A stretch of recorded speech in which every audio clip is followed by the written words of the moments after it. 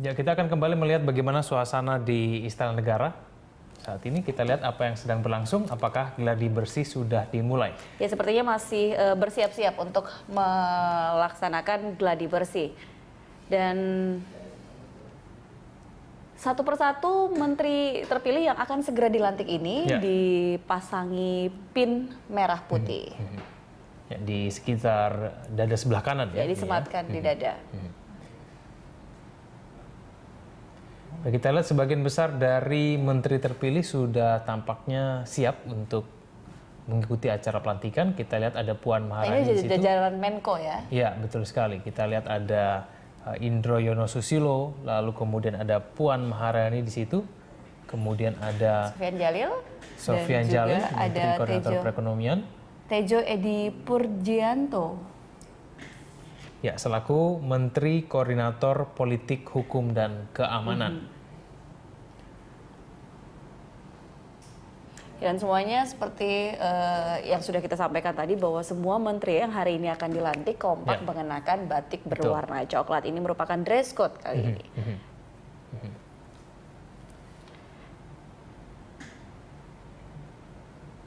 Ya, satu persatu mereka tampaknya masih sedang berbincang ya.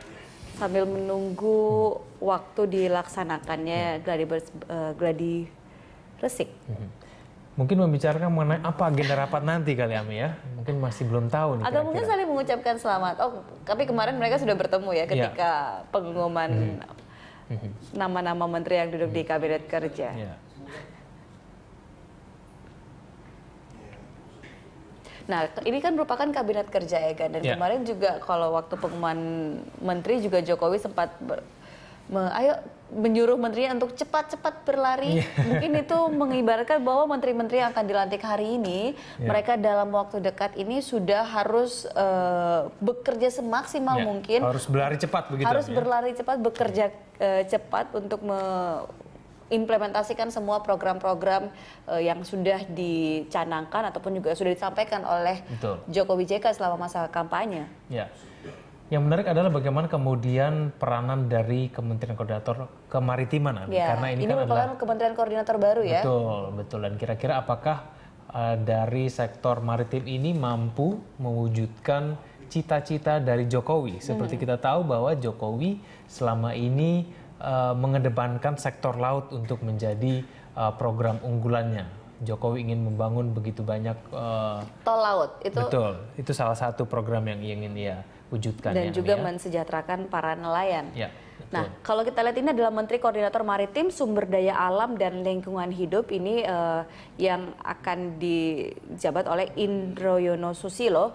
Beliau ini merupakan Direktur Jenderal FAO, S3 dari Universitas Iowa, Amerika Serikat. Dan di bawah Menko Kemaritiman ini ada di situ Menteri ESDM yang akan dijabat oleh Sudirman Said, kemudian ada Menteri Perhubungan Ignatius Jonan, Menteri Kelautan dan Perikanan Susi Pujastuti, dan juga Kementerian Pariwisata pun berada di bawah Menko Kemaritiman. Ya, betul. Tampaknya semua dirut BUMN ada di bawah Menteri Koordinator Kemaritiman ya. Kita lihat Ignatius Jonan, dia dulu sebelumnya adalah dirut dari PT KAI.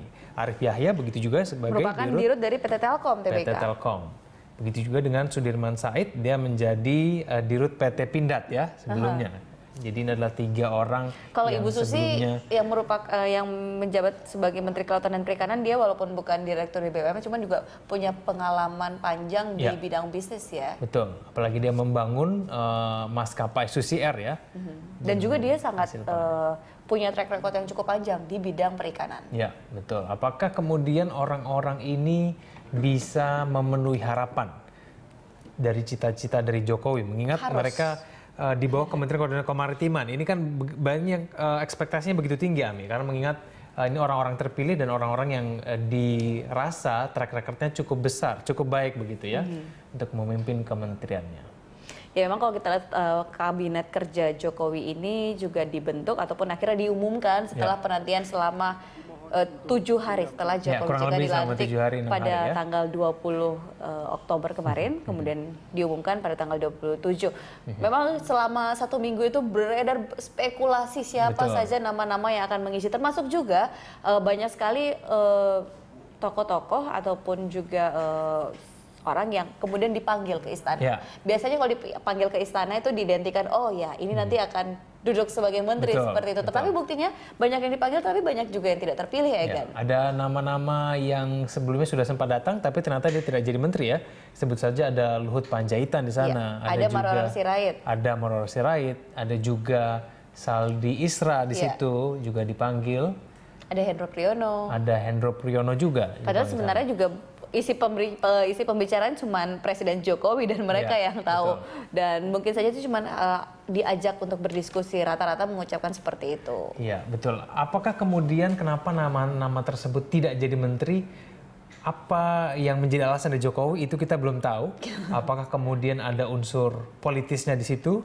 Apakah kemudian ini murni pertimbangan dari Jokowi dan juga JK ataupun ada hal-hal lain yang kemudian karena kita tahu juga bahwa dalam menentukan kabinet ini salah satu yang membuat kabinet kerja Jokowi JK ini membutuhkan waktu yang cukup lama sejak dari Jokowi JK ini terpilih menjadi presiden dan wakil presiden hasil dari Pilpres 2014 ini yaitu karena melibatkan pihak-pihak lain termasuk juga melibatkan KPK dan PPATK. Betul sekali. Apakah kemudian mereka yang menjadi semacam penentu begitu ya Mia supaya untuk menentukan bahwa orang-orang ini memang bersih sesuai dengan keinginan kita bersama. Paling tidak ada filternya lah. Betul, disaring sejak awal. Makanya disaluti sejak dulu ya karena kenapa ini karena presiden akhirnya melibatkan KPK dan PPATK. Ya. Dan kita masih akan lanjutkan lagi breaking news Berita 1 TV pelantikan Menteri Kabinet Kerja Presiden dan Wakil Presiden Jokowi JK. Tetap bersama kami akan segera kembali.